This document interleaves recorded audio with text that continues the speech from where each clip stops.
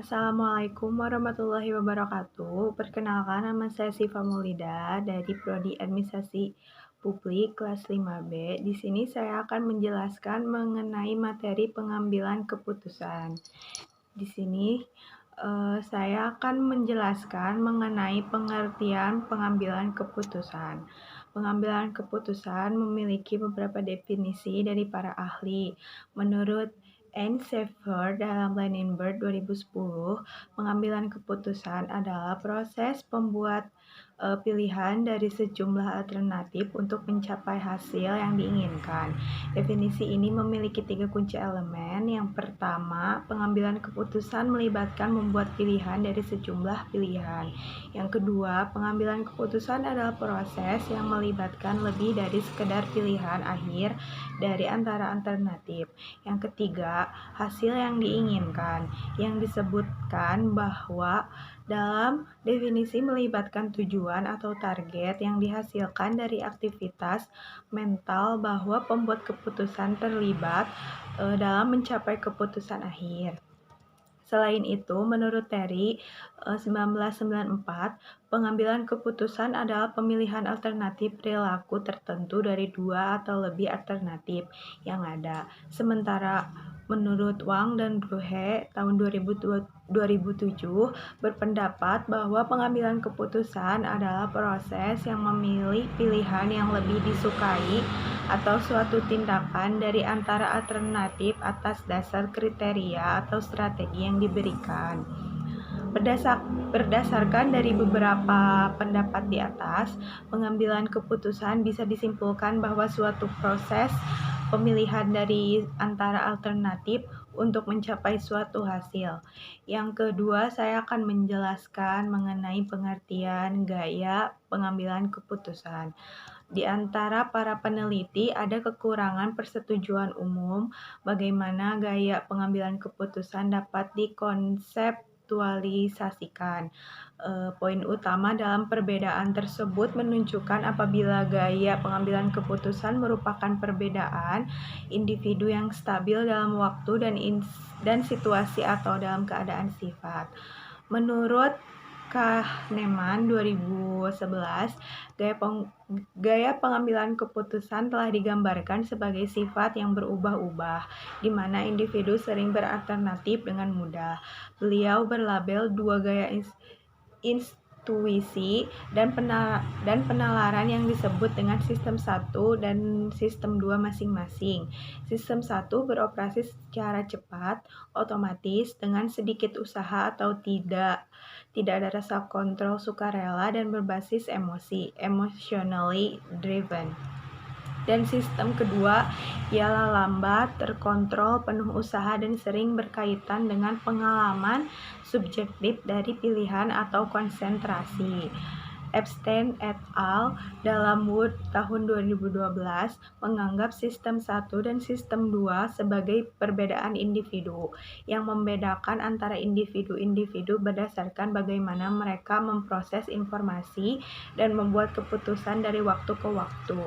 Epstein et al. Dalam Wood 2012 membahas dua sistem sebagai yang pertama gaya pemikiran intuitif, pengalaman intuitif, experiential thinking. Ciri gaya berpikir intuitif adalah pengolahan informasi yang otomatis, cepat, dan berbasis emosi.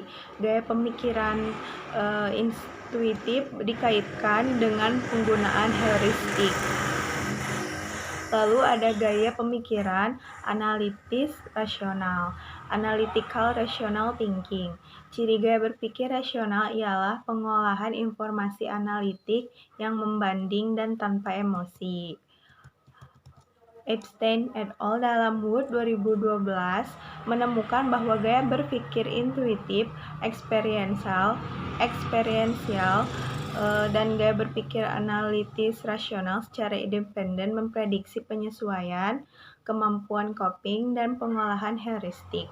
Menurut Rowe dan Mason dalam Jacobi 2006, gaya keputusan adalah proses kognitif yang merupakan cara individu pendekatan masalah. Salah satu Gaya keputusan mencerminkan cara individu visualisasi, berpikir, dan menafsirkan situasi. Penelitian tersebut telah mengungkapkan dua faktor kunci dalam bagaimana individu bervariasi dalam membuat keputusan. Dua faktor utama yang didefinisikan sebagai pengguna informasi dan fokus. Penelitian tersebut juga menunjukkan bahwa pemahaman gaya keputusan individu dapat mempengaruhi pendekatan pengolahan informasi seseorang, menurut Driver dan kawan-kawan dalam Jacobi tahun 2006. Beberapa peneliti, Scott dan Bruce tahun 1995, Tohlom dalam 2004, dan Wood 2012, mempertimbangkan gaya pengambilan keputusan menjadi pola respon kebiasaan yang dipengaruhi oleh karakteristik individu dan situasi. Dengan demikian, meskipun orang umumnya menggunakan satu gaya berdasar pada karakteristik masing-masing, ini mungkin berbeda seperti yang dipersyaratkan oleh situasi. Menurut Rowe dan Bolgerwright dalam tahun 1992, cara orang mengambil keputusan dapat digambarkan melalui gaya pengambilan keputusannya.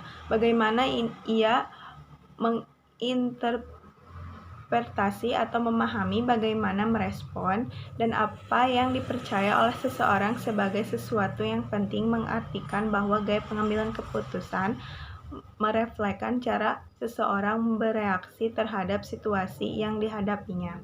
Selanjutnya, Rowe dan Bolgerwright tahun 1992 menemukan bahwa gaya keputusan dapat membantu dan memprediksi hasil keputusan.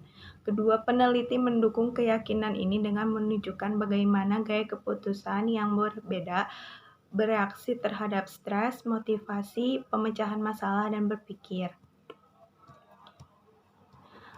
Gaya pengambilan keputusan telah didefinisikan sebagai modus khas individu menafsirkan dan menanggapi tugas pengambilan keputusan menurut Haren 1979.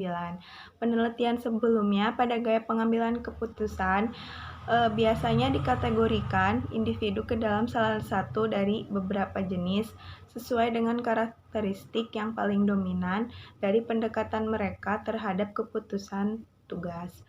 Menurut Getty et al. Tahun 2010.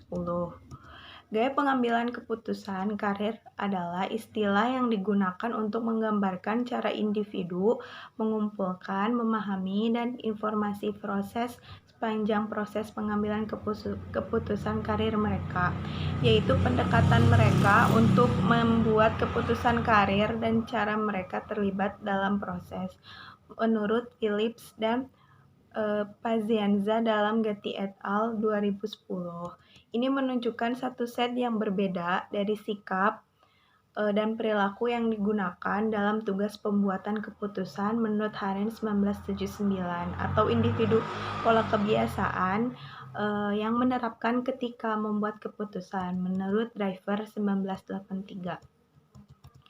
Berdasarkan uraian di atas, maka dapat disimpulkan bahwa gaya pengambilan keputusan adalah bagaimana seseorang menginterpretasi, merespon, dan cara seseorang bereaksi terhadap situasi yang dihadapinya. Lalu saya akan menjelaskan mengenai gaya-gaya pengambilan keputusan. Para peneliti telah mengklarifikasikan gaya pengambilan keputusan dalam berbagai cara. Menurut Haren 1979, mengklarifikasikan gaya pengambilan keputusan dalam berkarir menjadi 3 kategori. Yang pertama ada rasional.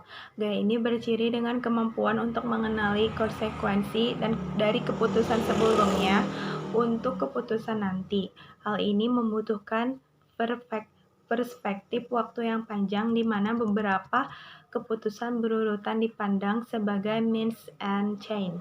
Untuk memperjelas pikiran seorang individu. Individu mengantisipasi kebutuhan untuk membuat keputusan di masa depan dan kebutuhan untuk membuat dan mempersiapkan mereka dengan mencari informasi tentang diri dan situasi dan diantisipasi. di mana informasi yang akurat tentang situasi diperoleh dari penilaian dari individu ialah realistis. Gaya ini merupakan pembuat keputusan aktualisasi diri yang ideal. Lalu yang kedua ada intuitif. Seperti dalam gaya rasional, pengambilan intuitif menerima tanggung jawab untuk pengambilan keputusan. Gaya intuitif bagaimanapun melibatkan sedikit masa depan, perilaku mencari informasi, atau mempertimbangkan faktor-faktor logis.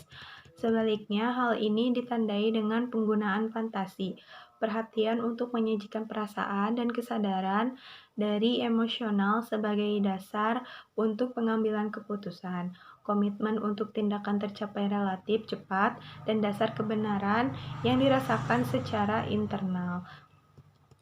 Seringkali individu tidak dapat menyatakan secara eksplisit bagaimana ia memutuskan sesuatu. Gaya ini cenderung menghasilkan pengambilan keputusan yang efektif dibanding gaya rasional. Karena ketidaktepatan dari waktu ke waktu dalam keadaan internal individu yang kapasitasnya yang terbatas untuk secara akurat mewakili situasi yang asing dalam fantasi. Lalu yang ketiga ada dependent. Berbeda dengan gaya rasional dan intuitif, gaya dependent ditandai dengan penolakan tanggung jawab pribadi untuk pengambilan keputusan dan proyeksi tanggung jawab yang di luar diri. Individu sangat dipengaruhi oleh harapan dan keinginan pemerintah dan rekan-rekan memiliki tentang dia. Individu tersebut cenderung pasif dan patuh, memiliki kebutuhan tinggi untuk persetujuan sosial dan untuk memahami lingkungan penyediaan pilihan terbatas. Meskipun gaya ini dapat mengurangi kecemasan terkait dengan pengambilan keputusan, ada kemungkinan untuk pada akhirnya mengakibatkan kurangnya pemenuhan dan kepuasan pribadi. Selain itu, Scott dan Bruce pada tahun 1995 perpanjangkan kategori gaya pengambilan keputusan untuk menyertakan gaya keempat dan kelima. Yang keempat ada avoidant, ditandai dengan upaya untuk menghindar pengambilan keputusan, dan yang kelima ada spontan, memiliki rasa kesegaran dan keinginan untuk melalui proses pengambilan keputusan dengan segala mungkin. Bersama 5 gaya ini membentuk pengukuran gaya pengambilan keputusan umum atau general decision making style, atau bisa disingkat dengan GDMS. 5 gaya pengambilan keputusan yang diuraikan oleh Scott dan Bruce pada tahun 1995 telah terbukti kolerasinya dengan stres, gaya berpikir, sensasi mencari, locus of control, dan prestasi akademik menurutku tahun 2012. Gaya pengambilan keputusan yang ditunjuk oleh Dennis dalam Ugurlu 2013 adalah sebagai berikut. Yang pertama ada Contios. Individu menerapkan gaya pengambilan keputusan kewaspadaan dengan membuat keputusan dengan hati-hati. Lalu ada avoidant, pengambilan keputusan, menghindar, cenderung melepaskan pengambilan keputusan kepada orang lain. Lalu ada procrastinating, yaitu individu dengan gaya pengambilan keputusan menunda-nunda, cenderung menunda keputusan tanpa alasan yang dapat diterima. Mereka mencoba untuk menunda keputusan tersebut. Lalu ada spontaneous, yaitu individu dengan gaya pengambilan keputusan spontan ialah cepat dalam mengambil keputusan di bawah tekanan dari keterbatasan waktu. Menurut Gus Gun dalam Bakanli 2012 mendefinisikan 4 gaya pengambilan keputusan, yaitu yang pertama rasional. Gaya rasional ditandai dengan strategi sistematis dan berencana dengan orientasi masa depan yang jelas. Lalu ada intuitif atau intuisi. Gaya intuisi ditandai dengan ketergantungan pada pengalaman batin, fantasi, dan cenderung untuk memutuskan dengan cepat tanpa banyak pertimbangan atau pengumpulan informasi. Lalu ada dependen, gaya pengambilan keputusan dependen menolak tanggung jawab atas pilihan mereka dan melibatkan tanggung jawab kepada orang lain, umumnya figur otoritas. Lalu yang terakhir ada indecisiveness atau keraguan. Gaya pengambilan keputusan ini cenderung menghindari situasi pengambilan keputusan atau tanggung jawab terhadap orang lain. Sekian yang bisa saya sampaikan. Selebihnya mohon maaf. Wassalamualaikum warahmatullahi wabarakatuh.